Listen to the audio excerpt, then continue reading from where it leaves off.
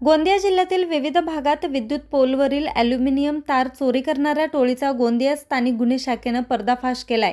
या कारवाईत 6,87,200 रुपयांचा मुद्देमाल जप्त करण्यात आला असून 4,17,200 रुपयांचा ॲल्युमिनियम तार आणि 2,70,000 रुपयांचं पिकअप वाहन असा समावेश आहे। या प्रकरणात 10 आरोपींपैकी 7 आरोपींना ताब्यात घेण्यात आलं असून उर्वरित आरोपींचा शोध सुरू आहे।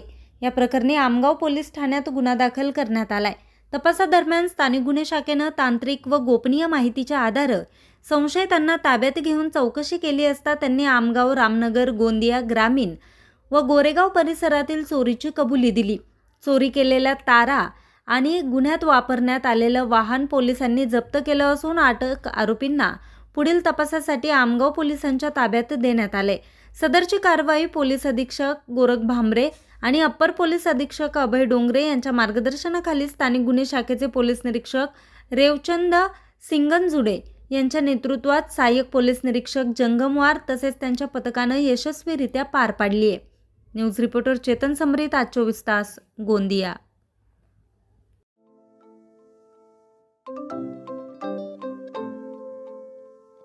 नवनवीन आणि ताज्या घडामोडींसाठी आज 24 तास सबस्क्राईब करा।